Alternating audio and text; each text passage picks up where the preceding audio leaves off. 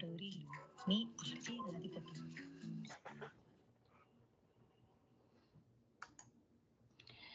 వస్తాడు నారాజు ఈరోజు, రానే వస్తాడు నెలరాజు ఈరోజు.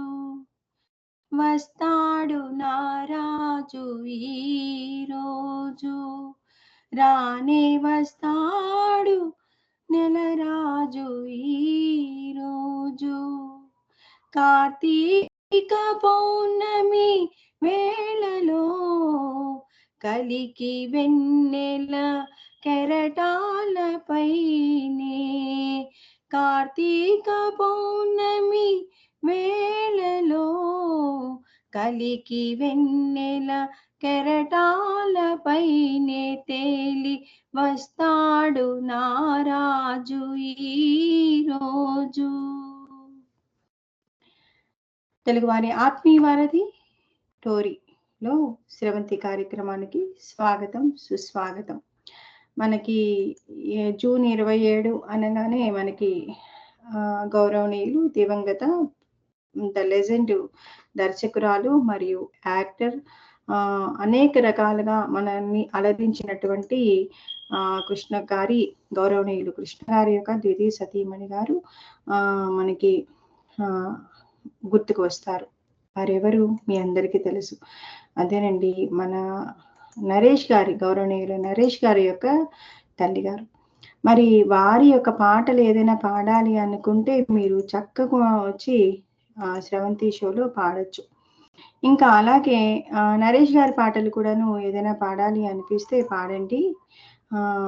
అది ఏదైనా సరే మీ ఇష్టం, మీ మనసుకు నచ్చిన పాటలు ఇవే పాడలేము అనిపిస్తే కూడా పాడొచ్చు. మనసా తుల్లి పడకే అతిగా ఆశపడకే, మనసా తుల్లి పడకే అతిగా ఆశపడకే, అతనికి నీవు నచ్చావు లేదో ఆ శుభ గడియ వచ్చేను రాదో, తొందర పడితే అలుసే మనసా తెలుసా, మనసా తుల్లి పడకే అతిగా ఆశపడకే. ఏమంత అందాలు కలవని వస్తాడు నిన్ను వలచి, ఏమంత సిరి ఉంది నీకుని మురిసేను నిన్ను తలచి, ఏమంత అందాలు కలవని వస్తాడు నిన్ను వలచి, ఏమంత సిరి ఉంది నీకని మురిసేను నిన్ను తలచి. చదువా పదవా ఏముంది నీకు, తలుకు కులుకు లేవమ్మ నీకు, శృతి మించకే నీవు మనసా, మనసా తుల్లి పడకే అతిగా ఆశపడకే.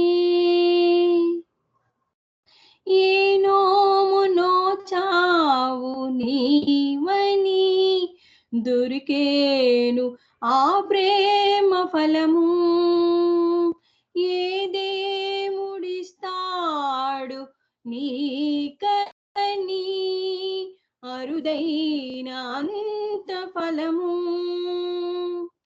ఏ నోము నోచావు నీవని దొరికేను ఆ ప్రేమ ఫలము, ఏ దేవుడిస్తాడు నీకని అరుదైన అంతవరము.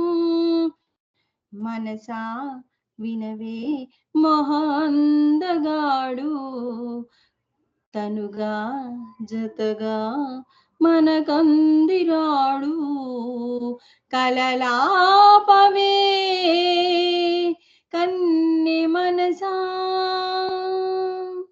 కలలాపవే కన్నె మనసా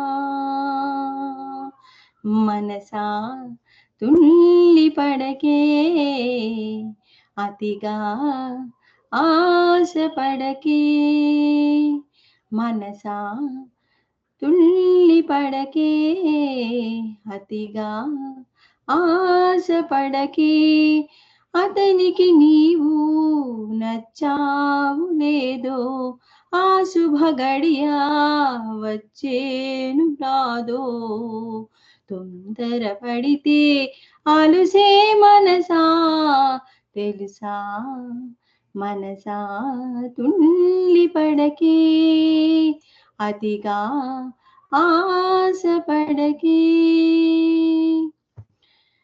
విన్న వారందరికీ ధన్యవాదాలు. మీరు ఎంతో అద్భుతంగా చక్కటి పాటలను పాడతారని అందరికీ తెలుసు. మన టోరీ ఆత్మీయ స్రవంతి ప్రోగ్రాంలో వచ్చేటటువంటి వారందరికీ కూడాను ఈరోజు పాటల సరాగాలతో పాటు మరొకటి డబ్బు, ధనం. ఈ మధ్య ఇది అంటే ధనం అనే దాని గురించి ఆలోచిస్తూ ఉంటే నాకు నిజంగా చాలా అనిపించింది అనమాట. ఈ టాపిక్ గురించి చెప్పాలి అనిపించింది. అలాగే అంటే ఇంకోటి కూడా అనుకున్నాను, ఎంతవరకు ధనం అవసరం మీరే చెప్పండి. ధనం అవసరమే. మనం అమెరికాకు వచ్చాం, నువ్వు అమెరికాలో ఉన్నావు కాబట్టి నీకు ధనం యొక్క విలువ తెలీదా అంటే ఎందుకు తెలియదండి. అమెరికాలో ఉంటే మాత్రం ఉద్యోగ రీత్యానే కదా, మా వారు ఉద్యోగ రీత్యానే ఇక్కడికి వచ్చాను. వారి వెనకాల వెన్నంటి పని చేస్తూ ఒకరు పని చేస్తుంటే ఇంకొకరు కూర్చుని తింటే కూడా జరగదు. ఇద్దరు ఏదో ఒక రకంగా సంపాదిస్తేనే కొంచెం బాగుంటుంది అనుకుంటారు. అంటే అది ఇప్పుడు ఇండియాలో కూడా బాగానే ఉంటుంది. కానీ ధనం అనేది ఎంతవరకు ఇంపార్టెంట్. కొన్ని సందర్భాలు కొన్ని చిత్రాలు చూసినప్పుడు కొన్ని చోట్ల కొంతమంది ఇక్కడికి అంటే ఇప్పుడు ప్యాషన్ తోటి ఏ రంగంలోకైనా వెళ్తాం. ఆ రంగంలో ఇప్పుడు నేను టోరీలో ఇది చేస్తున్నాను. చాలా ఇష్టంగా చేస్తాను ఈ ప్రోగ్రామ్‌ని. ధనం వస్తుందా ఏమొస్తుంది అంటే ధనం కన్నా కూడాను ఆత్మ సంతృప్తి, ఎంతో చెప్పలేనటువంటి ఒక ఆత్మ సంతృప్తి, ఆత్మాభిమానం కూడా ఉంటుంది. దాంతో కూడినటువంటి ఆత్మ సంతృప్తి గొప్పగా వస్తుంది. ఒక విషయాన్ని సోషలైజ్డ్‌గా చెప్పాలి అంటే టోరీ అనేది దీంట్లో స్రవంతి. నా ప్రోగ్రామ్ పేరు కూడా మొదటిసారి నిర్ణయించినప్పుడు జీవన నది. ఈ జీవన నదిలోకి ప్రతి ఒక్కరూ ఆహ్వానితులే అని చెప్తాను. ఎందుకంటే నదిలో నావలో అందరూ ఎక్కుతారు కదా. మనం మొదటిసారి అందరిని ఎక్కించుకుని వెళ్ళాం రిక్షాలో కూడాను. రించిం రించిం హైదరాబాద్ అంటూ రిక్షాబాద్ అని పాడిన రోజులు 2018 నుంచి స్టార్ట్ చేస్తే. అయితే ఈ ఆత్మ సంతృప్తికి పీట ఎక్కడ అంటే మనం చేసుకుంటూ పోవడం. దీంట్లో ఒడిదుడుకులు ఉండవా అంటే ఉంటాయి. ఎందుకంటే నన్ను నేనే ఎగ్జాంపుల్‌గా చేసుకొని చెప్పడం బెటర్ ఎవరి గురించో చెప్పడం కంటే కూడా అనిపించింది. ఒక క్షణం అసలు మనసుకి చాలా అనిపిస్తుంది, ఆలోచనను రేకెత్తిస్తుంది. ట్రాన్స్‌జెండర్స్ యొక్క ఇంటర్వ్యూ చేసినప్పుడు ముఖ్యంగా వారితో నేను మాట్లాడినప్పుడు కూడాను, వారితో ఇంటర్వ్యూలో కూడాను దాదాపు 1 ఇయర్ పాటు నేను అంటే రోజు కూర్చొని మాట్లాడలేదు. అనేక ప్రశ్నలు అడిగినప్పుడు ఆ కోణంలోకి 3 గంటల పాటు సుదీర్ఘమైనటువంటి ఇంటర్వ్యూ. వారికి నిజంగా చేతులెత్తి నమస్కరించాలి. వాళ్ళకి నైట్ టైము, నాకు మార్నింగ్ టైము. వాళ్ళు ఆ విధంగా వచ్చారు. రచన గారు తర్వాత ఆవిడ వచ్చినప్పుడు వాళ్ళు ఒక ఇదిని మాట్లాడినప్పుడు వాళ్ళు ఏ విధంగానే ఉండనియండి. వాళ్ళు అంటే వాళ్ళకి నిజంగా ఇక్కడ ధన్యవాదాలు చెప్తూ కొన్ని సందర్భాల్లో వాళ్ళ యొక్క జీవన విధానాన్ని వింటూ ఉన్నప్పుడు నాకు కలిగిన ఇదికి నేను కొన్ని చెప్తే వాళ్ళు కూడా కొన్ని ఓకే అన్నట్టుగా నాకు సమాధానం చెప్పారు. నిజమే అనిపించింది. నా యొక్క ప్రయాణంలో వాళ్ళలో కాస్త మార్పు తీసుకురాగలుగుతుంది అనిపించింది. ఇటువంటి యొక్క ప్రయోగాలు అనకూడదు, వీటిని ఏమంటారు, కైండ్ ఆఫ్ ఇంటర్వ్యూస్ అన్నీ కూడాను చేయడం వల్ల సమాజంలో కూడా మార్పులొస్తాయి అని నా యొక్క ప్రగాఢ విశ్వాసం. మేబీ నేను 'బిగ్ బాస్' వాళ్ళకి కూడాను చెప్పాను. దయచేసి ఈ ట్రాన్స్‌జెండర్స్‌ని తీసుకోవద్దు. తీసుకోవటం వల్ల సమాజంలో యువత కాస్త పెడదోవ పట్టేటటువంటి అవకాశం కూడా లేకపోలేదు అని నేను వారిని తీసుకున్నటువంటి సెలక్షన్ వాళ్ళకి రిక్వెస్ట్ చేసుకున్నాను. ఎందుకు అంటే వీళ్ళని చూసి ఇంకొకళ్ళు వచ్చి ఆ విధంగా మారిపోవడం. అంటే ఏ విధమైనటువంటి అసలు నిజంగా భావజాలాలు లేనటువంటి వాళ్ళు కూడాను ఈ ట్రాన్స్‌జెండర్స్‌గా మారిపోతూ ఉన్నారు. అంటే ఉపాధి అవకాశాలు దొరకని సందర్భంలో ఈజీ వేస్ కోసం ఇటువంటి ట్రాన్స్‌జెండర్స్‌గా మారడము అనేది మనం నేడు చూస్తూ ఉన్నాం అన్నమాట. ఇది చాలా బాధాకరమైనటువంటి విషయం.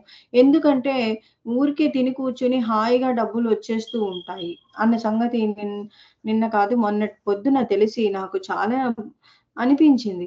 మనం ఎంత కొట్టుకొని పొద్దున్నే లేచి సాయంత్రం వరకు పని చేస్తాము. కానీ ఇందులో దాదాపు చదవాలంటే ఒక డాక్టర్ అవ్వాలంటే ఎన్ని సంవత్సరాలు పడుతుందండి?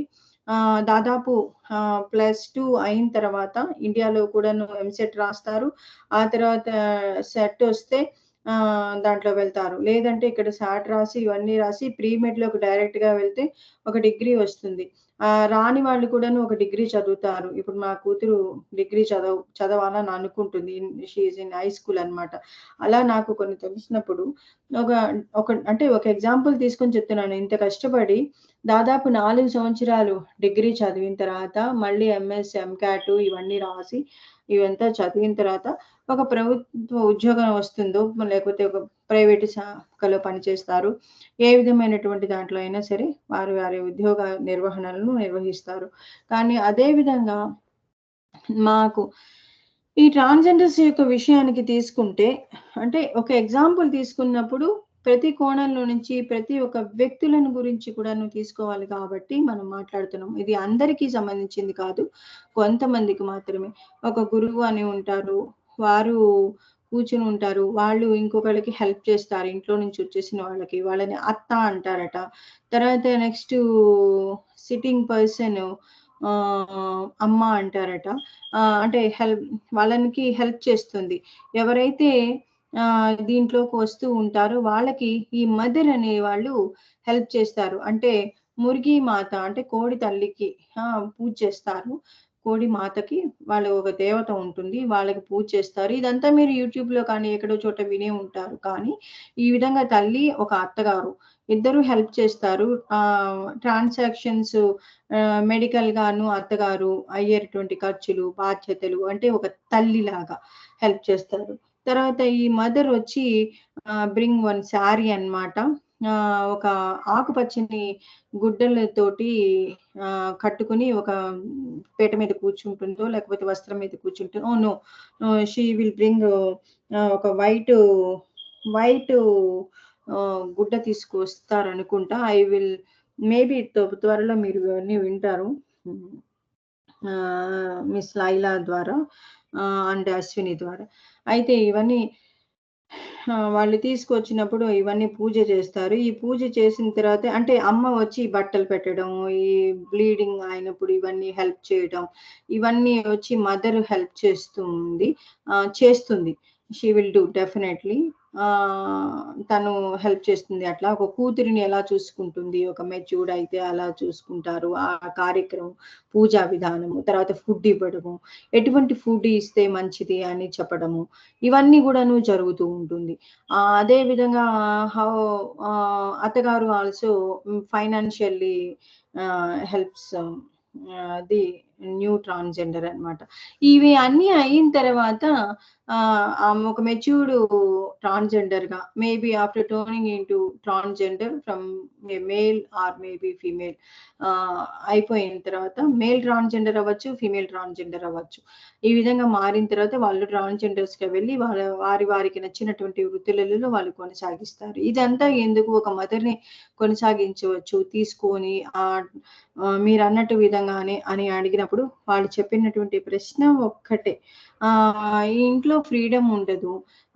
ఎందుకు ఉండదు? మదర్‌కి ప్రేమిస్తుంది. నా బిడ్డ కంటే ఏది కాదు. ఇప్పుడు నువ్వే నా బిడ్డవనుకో, నేను అన్నీ నీకు యాక్సెప్ట్ చేస్తాను. సొసైటీ ఎప్పుడైనా ఏదైనా అంటుందంటే, లేదు మిగతా వాళ్ళు, బయట వాళ్ళు అన్నీ పొడుస్తూ ఉంటే దీన్ని మేము భరించలేము. అందుకని ఇంట్లో నుంచి వెళ్ళిపోతాము. When we realised that we are transgenders అని చెప్పారు వాళ్ళు. కాస్త అనిపించింది బాధగాను. అయినప్పటికీ తర్వాత వారిలో మార్పులొస్తాయి. ఈ ఈ యొక్క ఆ ఏజ్ అనేది ఒక్కటి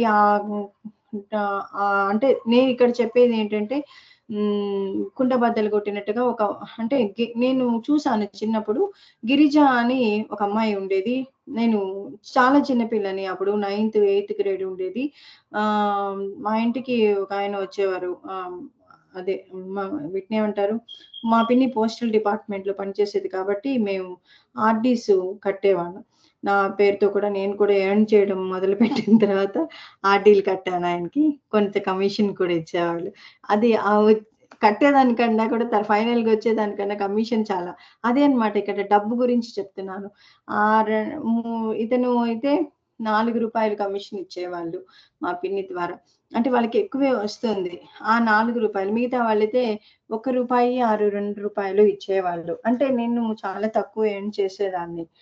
మరి ఇప్పుడు కూడా లేదనుకోండి. ఆ విధమైనటువంటి డబ్బు మీద ఆశతో అతని దగ్గర కట్టేవాళ్ళం. వాళ్ళకొక సిస్టర్ ఉండేది. తను ఫీమేల్ ట్రాన్స్‌జెండర్. మేల్ ఫీమేల్ అన్నమాట గిరిజ. అండ్ గిరిధర్‌గా మారిపోయారు. తను మామూలుగా ప్యాంట్ షర్ట్‌లో వచ్చి తర్వాత కాలంలో అతను కూడా ఇదే పోస్టల్ డిపార్ట్‌మెంట్‌కి ఆర్‌డీ ఏజెంట్‌గా మారారు. వాళ్ళే ఒక ప్రకాశం జిల్లాకి మొత్తం కూడాను the biggest who earns more money than other RD agents అంటే వాళ్ళే అన్నమాట. అతని పేరు నాకు గుర్తు రావడం లేదు ఇప్పుడు. వీతో స్టార్ట్ అవుతుంది వాళ్ళు కూడా. వి ఫర్ విక్టరీ. సో, వాళ్ళు అతను చెప్పిన స్టోరీ ప్రకారం మేమంతా ఖర్చు పెట్టాము. అతనికి నా చెల్లికి ఇట్లా లేదు. అంతే ఇంక అతనికి వివాహం ఉండదు. ఇట్లా అని చెప్తూ ఉంటే ఫస్ట్ అసలు ప్రపంచంలో తెలియనటువంటి ఒక వింత వార్త టీవీ మీడియాలో కన్నా కూడా ఎదురుగా చూస్తూ అతను చెప్పే స్టోరీస్ వింటూ ఉండేవాళ్ళం.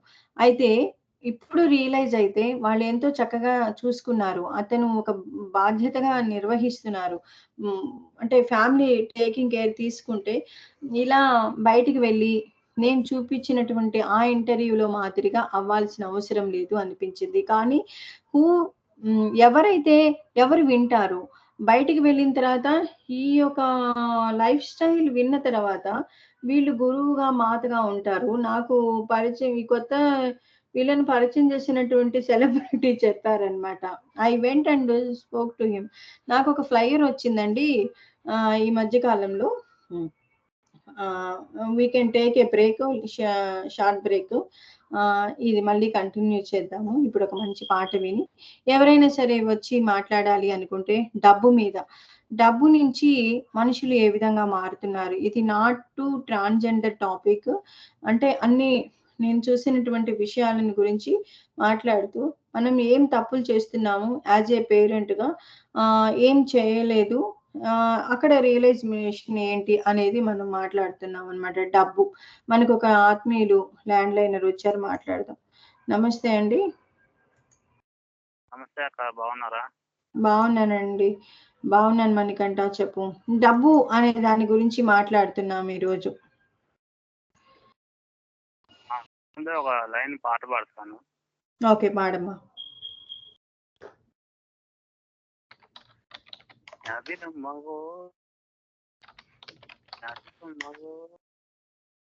కొంచెం గట్టిగా పాడమ్మా. నాకేందో అస్సలు వినపడట్లేదు.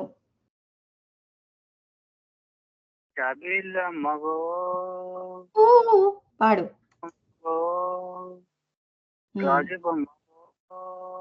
మైనా ఐ లవ్ యూ. ఎవరు?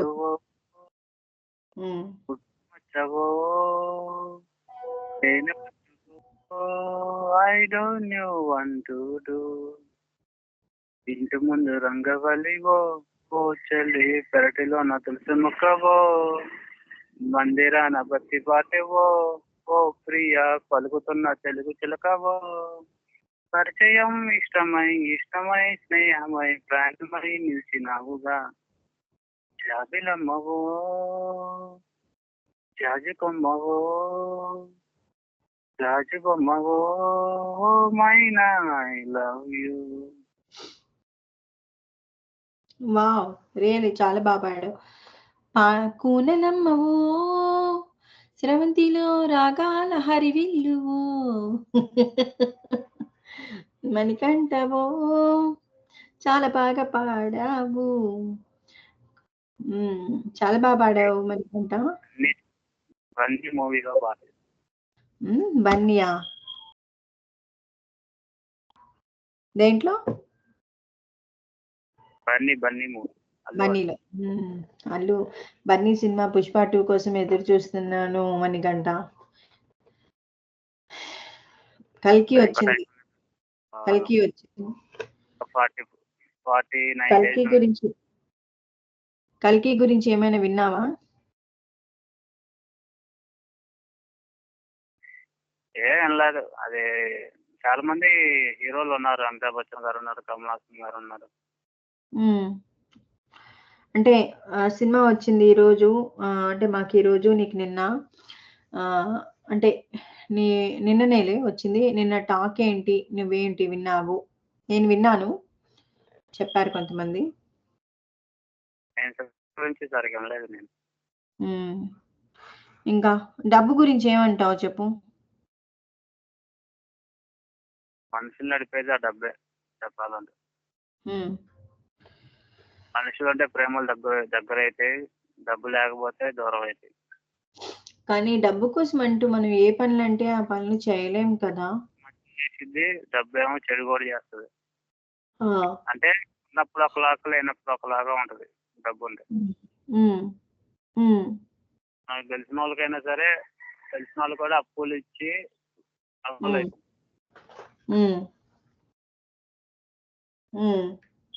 తిరిగి అడగకూడదు.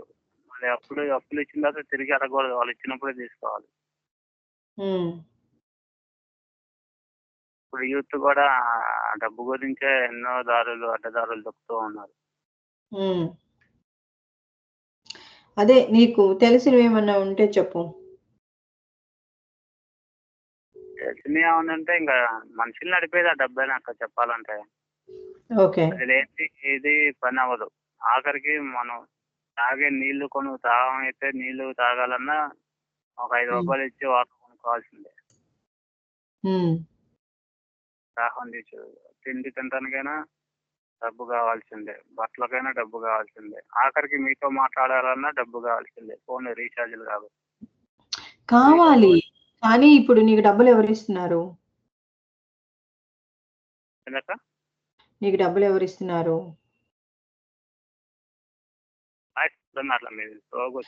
నీకు డబ్బులు అమ్మ ఇస్తుంది కదా, నాన్న ఇస్తున్నారు, లేదా నీకు పెన్షన్ వస్తుంది. ఇలా నువ్వు ఒక డిగ్నిఫైడ్ గా నువ్వు బతుకుతున్నావు అంతే. నువ్వు ఏమి ఇల్లీగల్ గా అంటే వచ్చే వాటిల్లోనే నేను బతుకుతావు, కాలాన్ని గడుపుతూ ఉంటాను అంతే. కానీ డబ్బు ఇంపార్టెంటే, కానీ ఆ డబ్బు అనేది ఎంతవరకు ఇంపార్టెంటా అని అనిపించింది అంతే. అదనమాట. అంటే డబ్బు ఎవరికి శాశ్వతం కాదు. పుట్టేటప్పుడు ఏం చేస్తాం, పోయేటప్పుడు రూపాయి కాదు కదా, అనా పైసలు కూడా తీసుకోవాలి. మన దగ్గర 10 రూపాయలు ఉన్నా కూడా అన్ని ఇక్కడ పెట్టేసి వెళ్ళిపోవాలి. మన జోబులు కొంచెం వెతుకుతారు, ఏమన్నా ఒక 10 రూపాయి ఉందేమో అని వెతుకుతారు కూడా. అది అది నిజమే. అంటే కొన్ని విషయాల్లో మనం కొన్ని పనులు చేస్తే డబ్బులు వస్తాయి.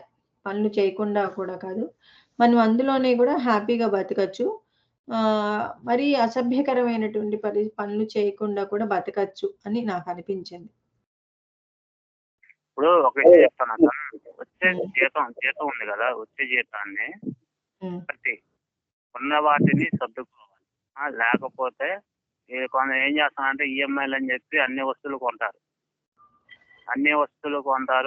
ఒకటి తీర్చుకుంటా పోవచ్చు. అంటే ఇప్పుడు సంవత్సరానికి ఒక ఈఎంఐ వేసుకున్నా అలా.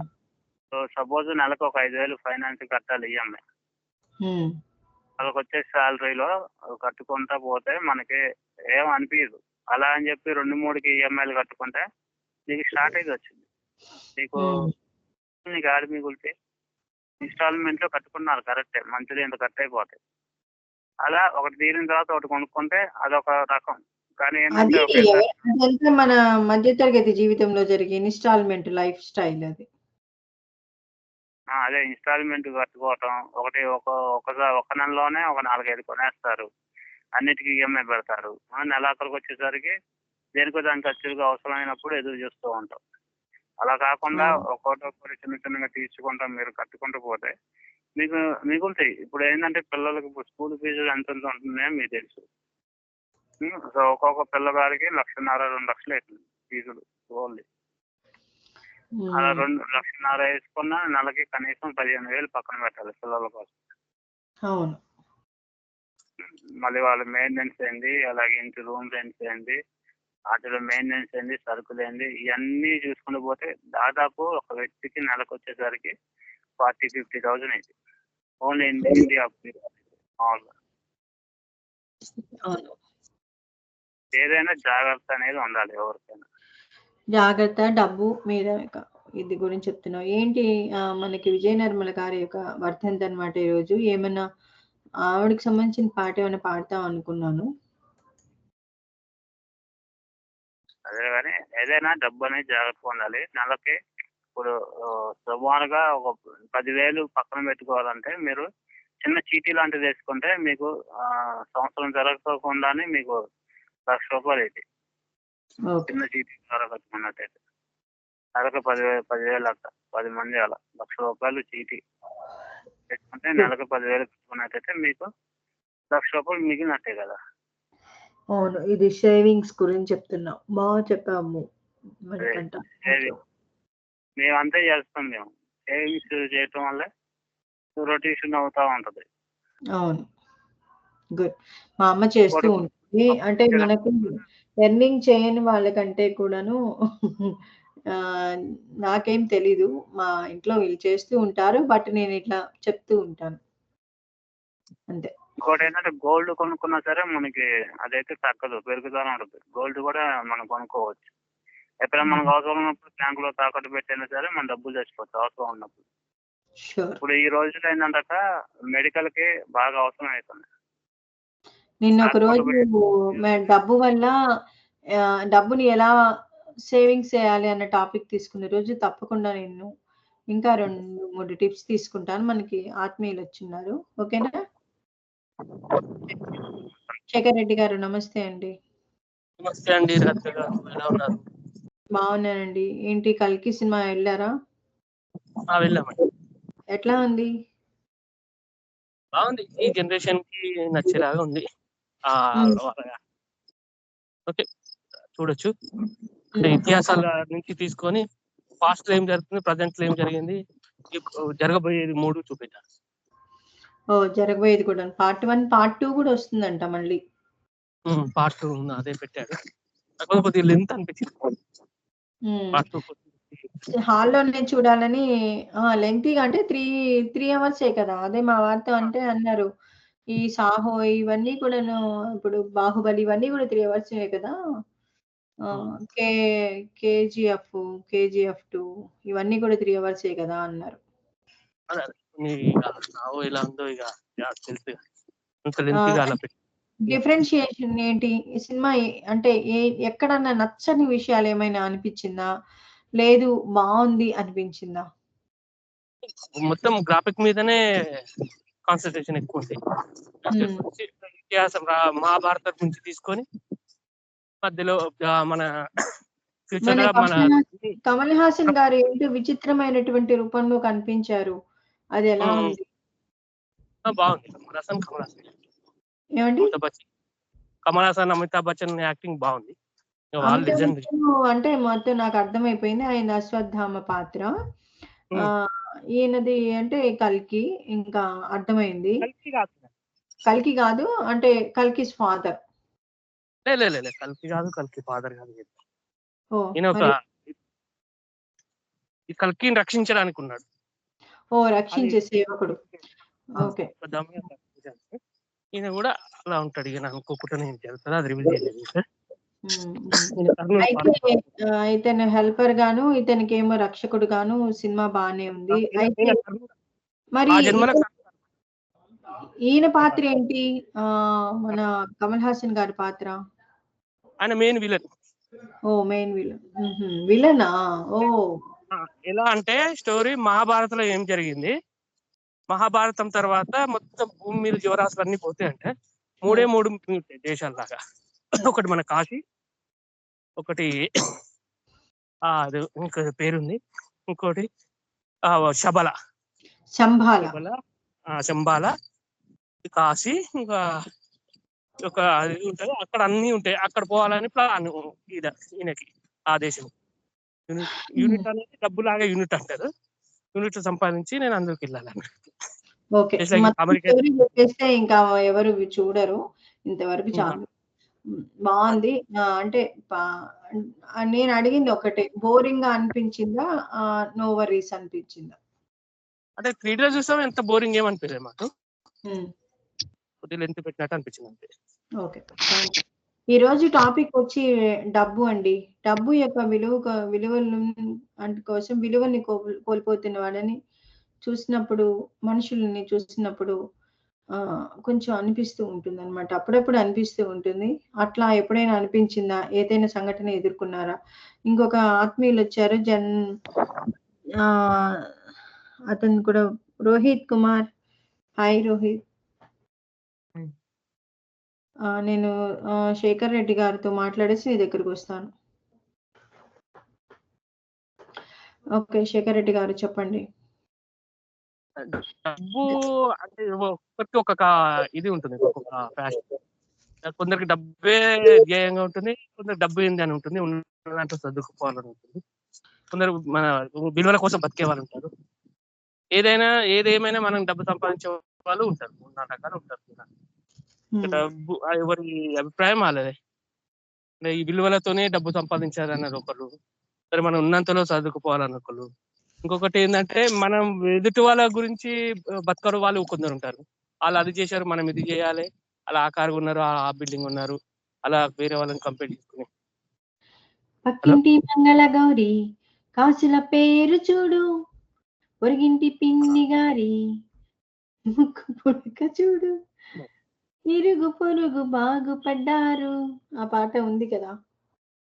అది కొందరు వైఫ్ లో టార్చర్ తట్టుకోలేక, కొందరు వీళ్ళు సొసైటీలో బాగా ఇది చేయాలి, మన దగ్గర లేకున్నా ఆడంబరాలు అనిపించుకోవాలని అలా ఉంటుంది. కొందరు ఒక లైఫ్ ఉంటుంది, సరే మనం ఉన్నంత మనం ఏదేది కావాలో అదే జీవితంలో నడిచిపోతుంది అనే వాళ్ళు కొందరు ఉంటారు.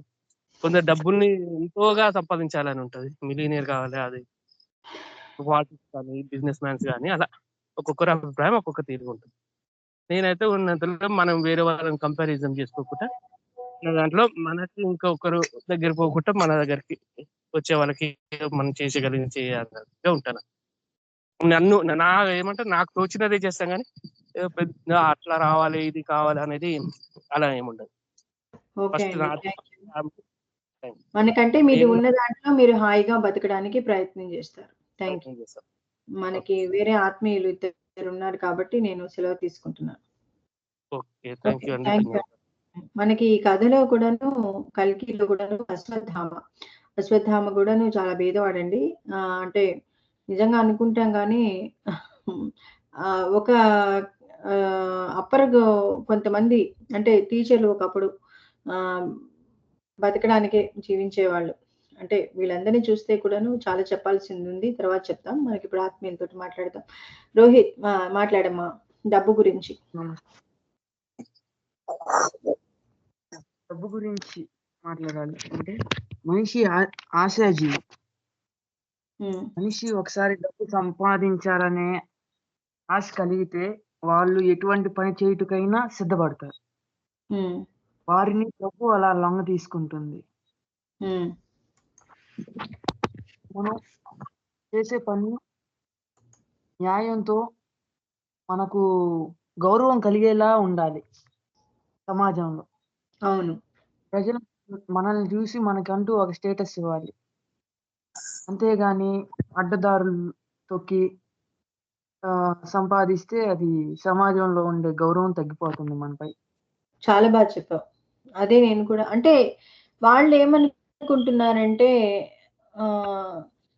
ఒక రకంగా చూస్తే ఇటువంటి వాళ్ళకి ఎక్కువగా అవకాశాలు కూడా ఇస్తున్నారు. ఇది చూస్తే నిజంగా ఏం చెప్పాలో నాకైతే తెలియట్లేదు. అవును. ఇంకేమైనా చెప్పాలనుకుంటున్నావా? పాడతావా నువ్వు రోహిత్? లేదు, నెక్స్ట్ టైం పాడతాను. తప్పకుండా. ఈరోజు అంటే మనం విజయనిర్మల గారి పాటలు ఏమైనా పాడతారేమోనని అడిగాను. ఓకే. Thank you Rohit. నేను ఇంకా ఆత్మీయులతో మాట్లాడతాను. ఇంకేమైనా చెప్పాలనుకుంటున్నావా? ఇంకేం లేదు.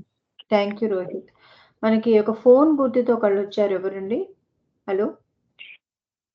నేను శ్రీనివాస్ అండి. హాయ్ అండి శ్రీనివాస్ గారు. తిరుపతి గారు నమస్తే అండి. నాకు అలియాస్ నేమ్ పెట్టారా లేకపోతే తిరుపతి అనే వ్యక్తి వచ్చాడా? ఆయన కూడా వచ్చారండి. తిరుపతి అనే ఆయన కూడా కనిపించారు. మీరు చెప్పండి డబ్బు గురించి. సబ్జెక్ట్ లోకి వెళ్ళబోయే ముందు రోహిత్ కి ఒక సూచన అండి. టైం వేస్ట్ చేసుకోకుండా ఆర్టిఫిషియల్ ఇంటెలిజెన్స్ మీద కాన్సన్ట్రేట్ చేసి డెవలప్ అయితే తనకు వచ్చిన నాలెడ్జే డబ్బు అవుతుంది. సరే, ఇప్పుడు అది నేను అతను వింటూ ఉంటాడు. అది తప్పకుండా ఉపయోగపడుతుందని.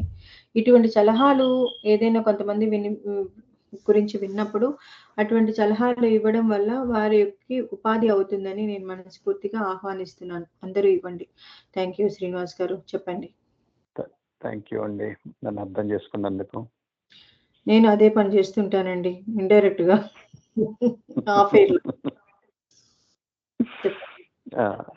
సరే, మన డబ్బు అంటే డబ్బు ఓన్లీ కరెన్సీ ఫాము, ఆస్తుల ఫామే కాదండి. అంటే ఫామ్ అంటే రూపంలో ఉండేదే కాదు. మన నాలెడ్జ్ డబ్బు, మన ఆరోగ్యం డబ్బు, విద్య కూడా పార్ట్ ఆఫ్ ద నాలెడ్జ్ అనుకోండి. అది కూడా డబ్బేనండి. మేబీ సబ్జెక్ట్, ఒక ఫిజిషియన్, ఒక మ్యాథమెటిషియన్ ఆర్ ఎనీ ఏదైనా మంచి నాలెడ్జ్ ఉన్న వాళ్ళందరూ దే హ్యావ్ మనీ. ఆ మనీ ఎప్పటికీ డిక్రీజ్ అయ్యేది కూడా కాదు, ఫర్ ఎవర్ ఉండేదండి. ఫర్ ఎగ్జాంపుల్, ఒక మంచి మ్యాథమెటిషియన్ ఎప్పుడు ఆయన ఆఖరి శ్వాస వరకు ఆయన విద్య బోధిస్తూ ఉండొచ్చు. ఆయన లైవ్లీహుడ్కి ఏం ప్రాబ్లం రాదు. అదే కాకుండా ఆ దేశానికి మంచి మ్యాథమెటిషియన్స్ని అందిస్తే ఈ ప్రాసెస్లో ఆ దేశం పురోభివృద్ధిలో కూడా వెళ్తుందండి. మంచి విద్యావేత్తలు, విజ్ఞానవంతులు దేశానికి చాలా అవసరం. అదే దాని పేరే ఇప్పుడు కొత్తగా మనం అనుకునేది human resources or knowledge bank అంటారు. ఎక్కడైతే ఈ నాలెడ్జ్ బ్యాంక్, ఈ హ్యూమన్ రిసోర్సెస్ అంతా సిటీకి తరలిపోయింది కనుక ఇప్పుడు వీళ్ళందరూ ఆ సిటీలో ఎకానమీ ఎక్కువ ఉందండి. ఎకానమికల్ గ్రోత్ అంతా సిటీలోనే ఉంది. తర్వాత ఈ ఫైనాన్షియల్ క్యాపిటల్స్ అన్ని నగరాలు కూర్చున్నాయి. ఇదంతా మనం డబ్బేనండి. డాక్టర్స్ కానీ ఇంకే ప్రొఫెషన్, ఈ నాలెడ్జ్ ఉన్న వాళ్ళందరూ ధనవంతులే. కాకపోతే ఈ కొంచెం డబ్బే అంటే కరెన్సీ డబ్బులు, ఆస్తులు అదే అనుకుని ఎక్కువ మంది కొంచెం అమాయకంగా ఆలోచించే వాళ్ళు భ్రమలో పడిపోయి దాని గురించే దాంతో కంపేర్ చేసుకోవటం, వస్తువులు ఉంటేనే గొప్ప అనుకోవటం. అసలు మనిషి పేరు చెప్పడం కంటే వీడికి ఇన్ని ఆస్తులు ఉన్నాయి, ఇన్ని కార్లు ఉన్నాయి అండ్ సో ఆన్ అవి చదువుతున్నారండి. నీ పేరేంటో కూడా చెప్పట్లేదండి. అది సొసైటీ పట్టిన దౌర్భాగ్యం. ఉన్న సొసైటీ దౌర్భాగ్య స్థితిలో ఉంది. దాని నుంచి కొంచెం డబ్బు అవసరమే కొంతవరకేనండి. ఆ తర్వాత వాటికి మనం ఫిజికల్గా దాన్ని సెక్యూర్ చేయాలి, కాపలా గాయాలి. ఏదో ఒక రూపంలో పెట్టి, ఒక ఇల్లు రూపం లేకపోతే ఇంకో వెహికల్ రూపం, అంటే వాటన్నిటిని మళ్ళీ మనం జాగ్రత్తగా మెయింటైన్ చేయకుండా దాని వాల్యూ పడిపోతుందండి. అవును. Thank you. తర్వాత చెప్పండి. ఇంకో 2 పాయింట్లు. డబ్బుని సంపాదించడం కంటే ఇన్వెస్ట్ చేయటం నాలెడ్జ్ ఉండాలి. అది కొంచెం కష్టమైన పని అండి. డబ్బుని సంపాదించడం కంటే సేవ్ చేయటం కష్టం, జాగ్రత్త చేయటం అండి. ఎంతవరకు అవసరం అంతవరకే వాడుకొని మిగతా దాన్ని సేవ్ చేస్తే ఇన్వెస్ట్ చేసుకోవచ్చు. ఇన్వెస్ట్ చేసింది దాని వాల్యూస్ పెరుగుతాయి కనుక ఒక ఫ్యామిలీ లివింగ్ స్టాండర్డ్స్ కూడా పెరుగుతాయండి. ఎప్పుడైతే living standards per capital income పెరిగిందో ఆ దేశం ఉన్నత స్థితిలోకి వెళ్తుంది. ఆ ఫ్యామిలీలో విద్యావంతులు ఇంకా రావడానికి అవకాశం ఉంటుంది. ఇంకా నలుగురికి అవసరమైతే ఎంప్లాయ్మెంట్ క్రియేట్ చేయటం కానీ ఆర్ జ్ఞానాన్ని విద్యని మిగతా ఎంతోమందికి ఇవ్వచ్చు. తర్వాత మనకి ఎలాగూ ఉంది సేవ్ మనీ లివ్ బెటర్. కాకపోతే మనుషులు డబ్బే జీవితంగా ఆడంబరాలకు పోయి వాటిని ఎగ్జిబిట్ చేయొద్దు, వాటి గురించి ఎక్కువ మాట్లాడొద్దు. అదే డబ్బులు ఈ క్యాష్ ఆస్తుల రూపంలోనే కాకుండా ఎన్నో రూపాల్లో వేరే రూపాల్లో ఉంది, వాటికి ఇంపార్టెన్స్ ఇవ్వండి. ఎంతో మందికి ఉపయోగపడుతుంది. డబ్బుని ఎలా కాపాడుకోవాలి, ఎలా సంపాదించాలి, దాని యొక్క సేవింగ్స్ ఎలా, దాని యొక్క విలువ ఎంత అనే దాని గురించి చాలా బాగా చెప్పారు. అది ఎవరైతే for the youth or maybe upcoming generation అందరికీ కూడాను, న్యూ జనరేషన్ అందరికీ కూడాను ఇది మీ మాటలు చాలా వ్యాలిడ్ ఇన్ఫర్మేషన్ అనమాట. థ్యాంక్ యూ శ్రీనివాస్ గారు, ఇలా వచ్చి మీరు పంచుకున్నందుకు. అలాగే మనకి తిరుపతి గారు నమస్తే అండి, వెల్కమ్ టు శ్రవంతి. డబ్బు గురించి ఏమైనా చెప్పాలి అనుకుంటే నేను ఈ డబ్బు. హలో, నమస్కారం అండి, బాగున్నారండి? బాగున్నానండి తిరుపతి గారు, చెప్పండి. ఏం డబ్బు గురిండా? ఏంటి అసలు ఎలా సంపాదించాలి, ఎలా ఖర్చు పెట్టాలి, ఎలా దోసుకోవాలి, అంటే ఈ ఏ పదం టాపిక్ గురండి? ఈ పదం గురించి చెప్తే ఒక్కొక్కరు ఒక్కొక్క రకంగా ఆస్పెక్ట్ లో తీసుకుంటున్నారు, అర్థమైంది. డబ్బు అనేది అవునండి. ఎంత విలువైందో ఇప్పుడు నాకు అర్థమైంది. డబ్బు అనేది చాలా విలువైనది. డబ్బు లేనిది ఏది జరగదు అలాగే జీవితంలో. సురేష్ గారు ఉన్నారు. నమస్తే అండి సురేష్ గారు. నమస్కారం అండి, బాగున్నారా? చాలా బాగున్నాను. మీ గొంతు కొత్తగా ఉంది నాకు. అవునండి, కొత్త వాడిని. ఆ సురేష్ గారు న్యూయార్క్ లో కాదండి, ఈ ఉంటాను. సురేష్ గారు వేరే. ఓకే. ఓకే అండి, తిరుపతి గారు మీరు మాట్లాడండి, సురేష్ గారితో మాట్లాడదాం. నమస్కారం అండి సురేష్ గారు. నమస్కారం తిరుపతి గారు, బాగున్నారా? బాగున్నామండి. తిరుపతిరావు, మీరు సింగపూర్. అవును. నేను మొన్న వచ్చి అక్కడ వన్ డే ఉన్నా. ఎనీవే మాట్లాడండి. మీరు అక్కడ అయితే మీ విశేషాలు కూడా తెలుసుకుందాం. డబ్బు లేకపోతే సింగపూర్ కూడా వెళ్ళలేము. మరి డబ్బు గురించి తిరుపతి గారు ఏమంటారో చెప్దాం. అదేనండి, డబ్బు ప్రతిదీ మనం సహజీవనం, మన జీవితంలో ముందుకు సాగాలంటే ప్రతిదీ డబ్బుతో కూడుకొని ఉంటది. సో అలాగని దాని మనం డబ్బు విలువ తెలుసుకోవాలి. సో ఉన్నదని విరవేయకుండా దాన్ని ఎట్లా సంపాదించాలి, కష్టపడి. నాకు ఒకటండి, ఏదైనా మనం కష్టపడి సంపాదించిన డబ్బు అనేది మన దగ్గర నిలుస్తుందండి. అదేదో ఇంకా అంటారు కదా, దొడ్డిదారిలో వచ్చిన డబ్బు రావాల్సింది ఎట్లా వచ్చింది అట్లనే పోతుంది అంటే, అది మట్టుగా చాలా వరకు చూశాను నేను. సో మనం కష్టపడింది, మన కాళ్ళ మీద కష్టపడింది మట్టుగా మన దగ్గర నిలుస్తుంది అనేది నేనైతే వాస్తవంగా నమ్ముతాను. అలాగే డబ్బు ఉందని విరవేయకుండా ఎక్కడ మనం సేవింగ్ అనేది ఎట్లా చేయాలని చేసుకుంటూ పోతూ ఉండాలి. సో మనం చాలా మంది ఎక్కువ ఇన్వెస్ట్మెంట్ పెట్టేటప్పుడు చూసుకొని పెట్టాలండి. కొన్ని డబ్బులు డెడ్ అయిపోతుంది, దానివల్ల ఏదో మనకు ఆస్తులని అనుకోవడం తప్పించి ప్రయోజనం ఉండదన్నమాట. సో మనం కొంత అమౌంట్ పెట్టామంటే దానికి తగ్గట్లుగా మనకి ఇన్కమ్ వచ్చేట్లాగా మనం ప్లాన్ చేసి ఏదైనా బిజినెస్ కానీ ఇన్వెస్ట్మెంట్ పెట్టేటప్పుడు మనం ఆలోచించుకుని పెట్టాలన్నమాట. డబ్బు ఉందా అని చెప్పేసి మనం ఎట్లా పడితే అట్లా మనం ఇందులో పెట్టేసినా కూడా చాలా ప్రాబ్లం అవుతుంది, స్టక్ అయిపోతుంది డబ్బులు అన్నమాట. అట్లా ఎక్కడ అంటే ఎలా స్టక్ అయిపోతుంది ఇన్వెస్ట్ చేసిన తర్వాత? అంటే ఇప్పుడు ఫర్ ఎగ్జాంపుల్ అండి, అంటే మా విలేజ్ అంటే మా సైడ్ విధంగా ఆలోచిస్తే ఫర్ ఎగ్జాంపుల్ 40 లక్షలు ఇచ్చి ఒక ఇల్లు కట్టించామండి. అవును. సో మనం రెంట్లకి ఇచ్చేటప్పుడు దానికి ఇన్కమింగ్ వచ్చేది ఎంత వస్తుందంటే మా అయితే మా సైడ్ అయితే 3,000 అంటే డబుల్ ఫ్లోర్ కలిపి ఒక 6-7 వేలు వస్తుంది. కొన్ని చోట్ల అంత కూడా. సో మీరు 40 lakhs పెట్టేసి అంత ఇల్లు కట్టి అంత ఇన్వెస్ట్మెంట్ పెట్టిన తర్వాత మీరు నెలకి 7,000-8,000 వస్తుంటే ముందు మనం ఆలోచించాలి. ఇలాంటి డెడ్ ఇన్వెస్ట్మెంట్ పెట్టకూడదు అంటాను. ఆలోచించాలి మనం. అంటే మనం పెట్టిన దానికి ఎంతవరకు మనకి లాభం వస్తుందని మనం చూసుకొని పెట్టాలంట. అలాంటి బోల్డ్ ఉన్నాయండి. ఫర్ ఎగ్జాంపుల్ మనం సైట్లు కూడా అంటాం, సైట్ వాల్యూ ఇప్పుడు కానండి మనం ఇల్లు కట్టేటప్పుడు ఇల్లు పాత అవుతున్న కొలది దాని యొక్క వాల్యూ పడిపోతూనే ఉంటుంది అన్నమాట. అదే మనం ఒక ల్యాండ్ పైన పెడితే బట్ ల్యాండ్ కూడా డెడ్డే, బట్ ఒకప్పుడు కాకపోయినా మనకి దాని వాల్యూని పెరుగుతూ ఉంటుంది అనమాట. But okay. బట్ ఇంకోటి ఏమంటే లిక్విడ్ అనేది మన చేతులు ఎంత ఉంటే మన సొంత డబ్బులు ఎంత ఉంది అంత పెట్టాలండి. మరి అప్పులు ఆడేసి వాళ్ళు అవి కొనేస్తారు కదా మనం కొనేస్తాము అది అని చెప్పేసి అప్పులు ఆడేసిన బదులు ఇప్పుడు మనకి సైట్ వాల్యూ పెరుగుతున్న కొలది మనం వడ్డీ కూడా ఇంట్రెస్ట్గా కడుతూ ఉంటాం కదా. సో దాని అక్కడ లాభం మనకి అక్కడ లాభం లేదనమాట, నష్టం. ఇంకా నష్టంలోనే వెళ్తూ ఉంటుంది. ఎప్పుడైనా మన దగ్గర ఎంత అమౌంట్ ఉంటే అంత అమౌంట్తోనే మనం ఏదైనా బిజినెస్ పరంగానే ఏ పరంగానే చేసుకుని పోవాలండి. అదే అప్పులు వాడేసి మళ్ళీ బ్యాంక్ లోన్లని అదేని ఇదైనా వాడేసినా కూడా చాలా ప్రాబ్లం అవుతుంది మనకి ఫ్యూచర్లో. అవునండి.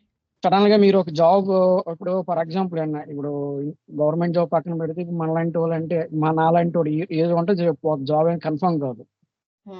సో మనకి ఏదో ఇన్కమ్ ఇటు వస్తుందని చెప్పేసి నేనేదో బ్యాంక్ లోన్ వాడేసి 20-30 లక్షలు దాని మీద ఆ డబ్బులు తీసుకుని ఇంకో దాని మీద పెట్టేటప్పుడు సడన్ గా ఏమైనా మనకి ఇది శాశ్వతం కాదండి జాబ్ అనేది. సో ఇలాంటి ప్రాబ్లమ్స్ ఉంటాయి.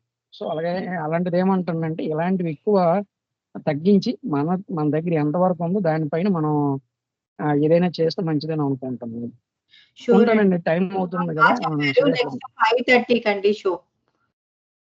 ఓ మళ్ళీ ఈ రోజు ఉందా? ఓకే మళ్ళీ 5:30కి రండి Friday. Okay. Thank you. Suresh గారు. నా పేరు సురేష్ అండి, నేను న్యూయార్క్ నుంచి. వావ్, న్యూయార్క్ నుంచి కూడా. ఓకే, థ్యాంక్స్ అండి. ఫస్ట్ టైం చేస్తున్నారు, కనీసం నా షోని విన్నందుకు మీకు థ్యాంక్ యూ, వచ్చినందుకు డబుల్ థ్యాంక్స్. ఓకే. ఇప్పుడు డబ్బు సంపాదించాలంటే ముందు ఈ రోజుల్లో అయితే వెనక రోజుల్లో వేరు. ముందు కావాల్సిన చదువు, రెండోది కష్టపడే ఒక అలవాటు ఉండాలి. అంటే మనం అంటాం కదా వెనక రోజుల్లో ఒక సేయింగ్ ఉంది, కష్టేపల్లి అని, అదొకటి. మూడోది చదువు, కష్టపడే గుణము, భగవంతుడిచ్చిన ఇది ఒకటి ఉంటుంది, దాన్ని తెలివి అంటాం. ఈ మూడు కనుకుంటే మీరు ఏదైనా చేయొచ్చు. డబ్బు సంపాదించేది లేదు, ఎప్పుడు డబ్బు సంపాదించదని అంటారు కానీ నో.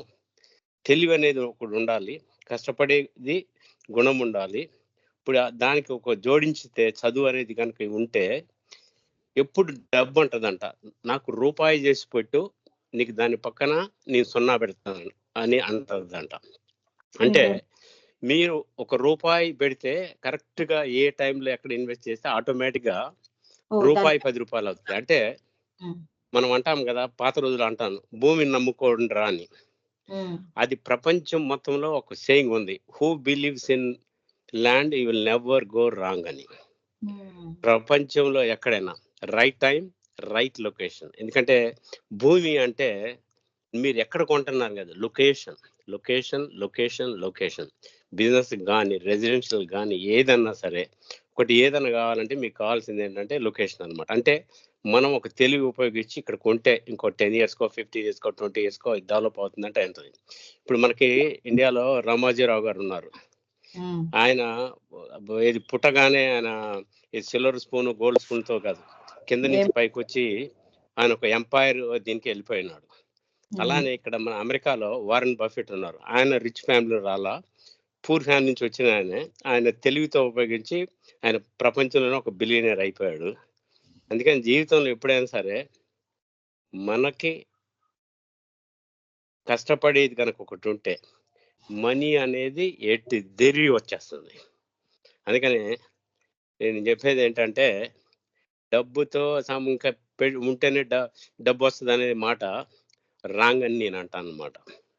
సో అదొకటి చెప్దామని ఫస్ట్ టైం మీ షోకి వచ్చాను. నేను ఒక 2 ఇయర్స్ నుంచి 3 ఇయర్స్ నుంచి నేను షో వింటున్నాను, కానీ నేను ఎప్పుడు రాలేదు.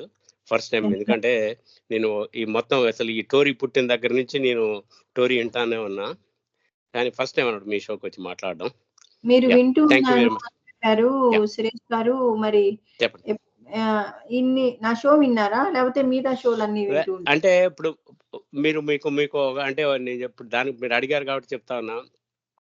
మీకు వంకాయ కూర, బీరకాయ కూర ఇష్టం ఉన్నట్టు, లేకపోతే ఇంకో కూర ఇష్టం ఉన్నట్టు, కొంతమందికి పాటలు, మాటలు, రకరకాల షోలు వస్తూ ఉంటాయి. కొంతమందికి ఏంటంటే కొన్ని టాపిక్ ఇంట్రెస్ట్ ఉన్న దానిలోనే మనం మాట్లాడాలని, మనం దానిలో పార్టిసిపేట్ చేయాలని ఉంటుంది.